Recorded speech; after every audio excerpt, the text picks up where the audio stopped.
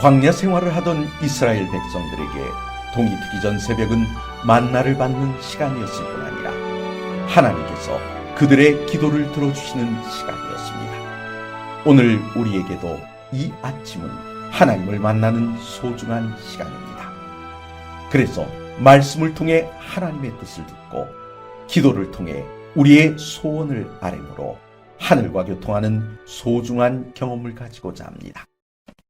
오늘은 출애굽기 7장 21절에서 24절의 말씀을 통해 영혼의 양식을 얻고 기도로 하루를 시작함으로 승리를 얻고자 합니다. 나일강의 고기가 죽고 그 물에서는 악취가 나니 애굽 사람들이 나일강 물을 마시지 못하며 애굽 온 땅에는 피가 있으나 애굽 요술사들도 자기들의 요술로 그와 같이 행함으로 바로의 마음이 완악하여 그들의 말을 듣지 아니하니 여호와의 말씀과 같더라. 바로가 돌이켜 궁으로 들어가고 그 일에 관심을 가지지도 아니하였고 애굽 사람들은 나일강 물을 마실 수 없으므로 나일강가를 두루 파서 마실 물을 구하였더라. 어제의 말씀이 모세에게 내리신 하나님의 명령이었다면 오늘의 말씀은 그 명령에 순종함으로 발생한 일들에 대한 기록입니다. 그런데 오늘의 말씀엔 묘한 구석이 있습니다. 생각해 보십시오. 병이 있으면 약이 있어야 합니다. 그런데 약이 없다면 어떻게 될까요? 약이 없다는 사실은 불행의 시작을 알리는 전주곡이며 그 자체가 저주입니다. 나일 강물이 피가 되므로 백성들에게 저주가 되었습니다. 그럼 이 저주를 어떻게 풀어야 할까요? 마라의 쓴물이 단물이 된 것처럼 피로 변한 강물을 다시 되돌려 놓아야 하지 않을까요? 본문에 보면 바로는 궁으로 들어가 이 일에 관심을 가지지도 않았다고 합니다. 어쩌면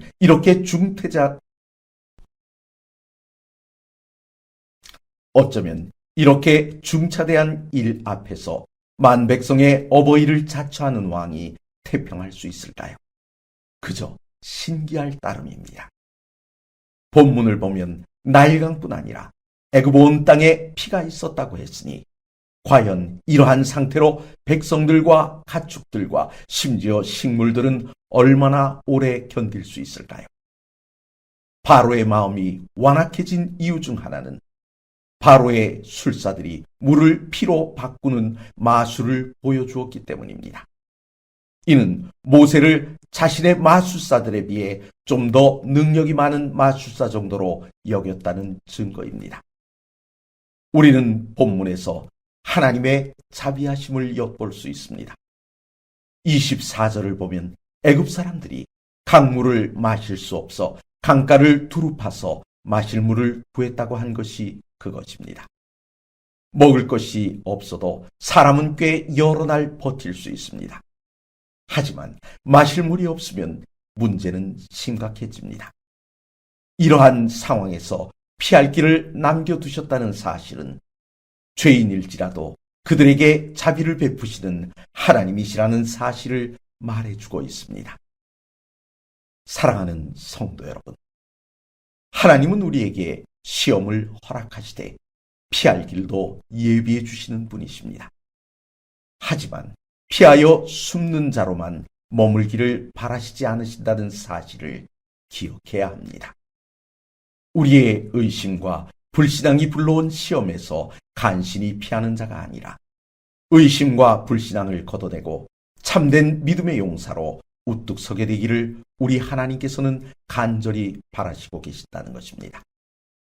바로처럼 자신에게 닥친 시련에서 피하여 관심을 가지지 않으려는 순간 그보다 더 큰 시련이 닥쳐올 수 있음도 기억해야 합니다. 이 시간 피할 길을 예비해 주신 하나님께 감사하며 그동안 내 마음속에 숨겨져 있던 의심과 불신앙을 걷어내야 하지 않겠습니까? 주의 크신 사랑과 자비하심이 숨겨진 모든 불신앙의 뿌리들을 제거하기로 결심한 모든 성도들의 삶에 함께해 주시길 기원합니다.